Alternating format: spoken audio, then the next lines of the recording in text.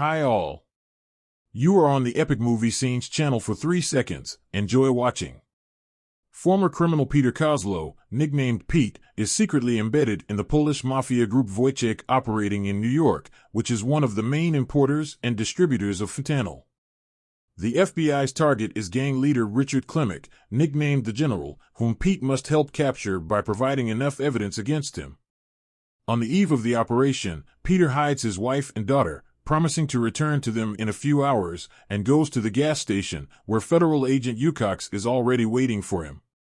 The woman gives detailed instructions regarding the upcoming mission and hands Peter a phone and microphone prepared in advance, promising to always be in touch with him under the guise of a relative. And if Peter suddenly needed help, he would have to signal them by going out for a smoke break, and then the agents would pull him out. In the morning, the man meets with a gang member named Stasiakusik and, having received 6 kilograms of drugs, goes with him to the General, and Erica follows them at some distance. On the way to the leader, Stasiak suddenly stops at a liquor store to buy 1 bottle for the General, who is his uncle. In addition, he wants to surprise him by bringing a large sum of money instead of drugs, so he changes his route and goes to the secret shopper at a bar nearby. The operation was in jeopardy, but Erica continued surveillance anyway. Meeting a buyer at a bar. Peter noticed his nervousness. The man kept fidgeting in his chair, promising the dealers to buy 3 kilograms of fentanyl right now for cash and 3 more in a couple of hours, as soon as he gets the missing amount of money. Peter doubted his words, and when the senior man came out to answer the call, he asked the buyer several questions. Having figured out the undercover cop, Pete tried to save him by making a show of pushing him down the stairs, but instead of leaving, Cobb defiantly pulled out his badge and pistol, as a result of which he was shot by the Stasiak. Thanks to the bug, Erica heard everything and decided to immediately shut down the operation. Together with another agent, she left the area, ignoring her informant, who went outside with a cigarette. Realizing that he had been scammed, Pete returns to the bar and helps the criminals pack the cop's body. Later he arranges a meeting with the General at the sausage factory. Richard Klimek annoyedly declares that someone must answer for the death of a policeman, otherwise the cops will not calm down and will stick their nose into other matters until they find the killer of their comrade. Next, the General tells Peter that he owes his life to Wojciech, since Stasiak saved him, after which he asks Pete to go to prison for 5 years and control the supply of drugs from the inside. The man tries to refuse, and then the General threatens him with the lives of his wife and daughter, leaving no other choice. Soon Peter and his family are returned home, and the man immediately contacts Erica to express his claim to her, but the agent angrily declares that he almost let a 4-year mission go down the drain and hangs up. An outraged Pete begins to quarrel with his wife Sophia because she did not take her daughter out of town on time, as they agreed, but they quickly make up. That same evening, Detective Edward Grants finds the body of a policeman named Daniel Gus, killed during the day, and begins his own investigation, since the deceased was a close friend of his. Having received recordings from street CCTV cameras, Grant shares the material with his partner and puts forward a theory about the involvement of the Klimek murder group, as well as Peter Kozlow, who was caught in the camera's field of view. Meanwhile, Pete Mystery meets with Erica and her boss Montgomery to discuss what happened at the bar. Erica suggests that he follow the General's plan and go to prison so that he can then report it to the FBI. On the list of imprisoned distributors, Montgomery directly tells Peter that he will not be able to evade. If he refuses, he will be imprisoned for 12 years for participation in the murder of a policeman. So the annoyed Peter found himself between 2 fires again. Meanwhile, Detective Grantso managed to dig up some information on Pete. He, a former soldier with post-traumatic disorder, was jailed for 20 years for the manslaughter of a man in a bar, but 4 years later he was released on parole due to the emergence of new evidence. This story seemed very strange to the detective, and, in his opinion, the Federals were involved. In the morning, Stasiak visited Peter's house to give him fentanyl, which Pete would have to smuggle into prison unnoticed. Later, the man tells his wife everything and spends the rest of the day with his daughter. Later in the evening, Peter meets with Erica to ask her to deliver a bouquet of tulips to the prison, in which he hid the drugs a few hours earlier, but the woman refuses to do so, worried about her career. After this, Pete returns home, where he spends his last evening delivering the discount in the company of Richard Klemick and his wife. Looking at Pete's sleeping daughter, the general intimidates him again, hinting at reprisals if he does not fulfill his part of the deal, and meanwhile Detective Grant sets up surveillance of their house. In the morning, Pete and his wife act out a scene with breaking dishes, after which Sophia calls the police to have her husband returned to prison for violating the terms of the UDA. Peter finds himself back in prison in the general block, where he is warmly greeted by one of the general's henchmen. The man then bribes a corrupt guard named Slevy to free up bunks next to Pete for his men to guard the newcomer.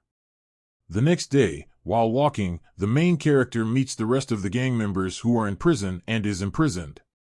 Meanwhile, Edward Grant visits FBI headquarters and demands an explanation from Montgomery as to why Agent Erica Wilcox was near the bar immediately after Daniel's murder.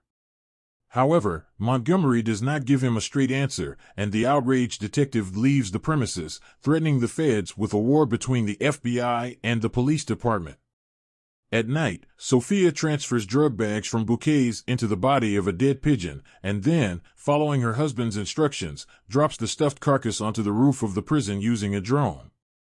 Already in the morning while cleaning, Pete finds and quietly hides the pigeon in a bag. Later, Detective Grant visits the SFIO and offers her cooperation. He admits that he thought her husband was the killer of his friend, but when he learned that the feds were involved in the case, he changed his mind. Now he wants to help Peter, but Sophia does not want to listen to him and drives him away. In prison, the detective contacts Pete through one of his informants and tries to intimidate him, hinting that the guys from the WOC will not always be around. But he can protect himself by contacting him and talking about killing Daniel. Later, security guard Slowitz brings Peter to the leader of an African-American gang named Fellows and begins to beat him for pushing goods on someone else's territory. When they tried to kill Peter, the man, in a panic, admitted that he was an FBI informant. And in fact he wants to open the general's entire distribution network. Then he leaves him in peace, and at night the secret hands him a piece of paper with the names of all the distributors of the Izgatka. At FBI headquarters they quickly learn that Detective Edward Grant has almost reached St. Petersburg in his investigation, which means the feds may have serious problems. To avoid them, Montgomery orders Erica to curtail the operation to apprehend the general and leak the informant, which the woman actually does not want to do. Then the agent warns that he will ruin not only her career, but also her life if she refuses to comply. In the morning, Peter calls Erica, asking her to get him out of prison, as he is in danger. He fulfilled his part of the deal and got the names, but the woman remains silent and then hangs up the call. Realizing that he had been scammed again, Peter calls his wife and asks her to give Detective Grant all the tapes with recordings of his conversations with the feds, and then pick up his daughter and leave the city. However, Sophia was unable to fulfill her husband's instructions. Erica overheard their conversation and tracked Sophia, and when the woman took out the tapes from her, she took them away. And even before that, Erica managed to tell the general's lawyer that Pete was secretly collaborating with the FBI. A little later, Erica begins to feel guilty after hearing her promise to Peter to protect his family on one of the recordings. In prison, one of Phelps' men gives Peter a sign that they want to kill him on the general's orders. Thanks to this, the man was ready and managed to repel the attack of the bandit Izvoyatak in time, and then strangle him. The security room noticed a murder in the prisoner block and immediately raised the alarm. One of the first to arrive was the Sluid, whom Peter managed to take hostage by sticking a sharpener in his ear, threatening the guard with violence. Pete makes it to the top small room with a fan and locks himself in it. Next, the man ties up the Levite and marks the viewing angle from the windows with a marker on the floor so that he cannot be shot. The fact that the prisoner wants to talk to the press is immediately reported to Montgomery, and to prevent this, the agent is immediately sent to the prison.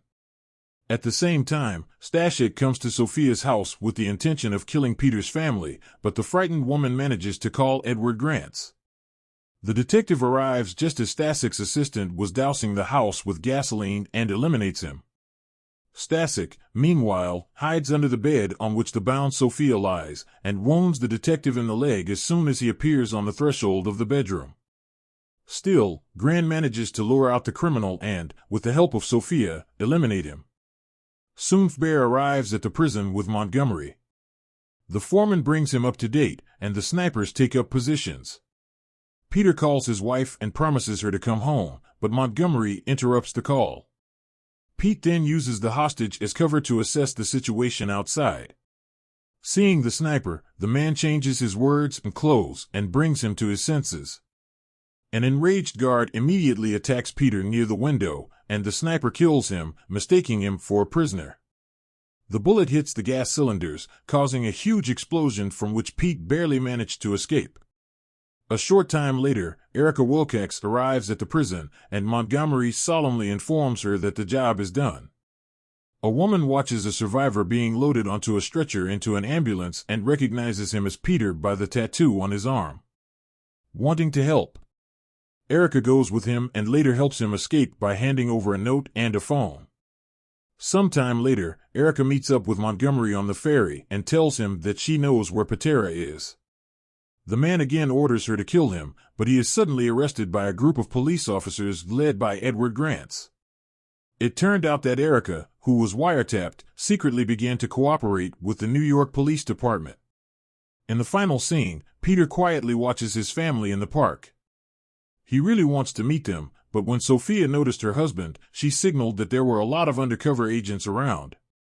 Suddenly, Grants approaches him and hands him false documents from Erica so that Peter can lay low until the federal investigation is completed. Meeting Sophia's gaze for the last time, the man leaves the park with a heavy heart. And here you will find even more stories. Subscribe, it's interesting with us. See you all soon.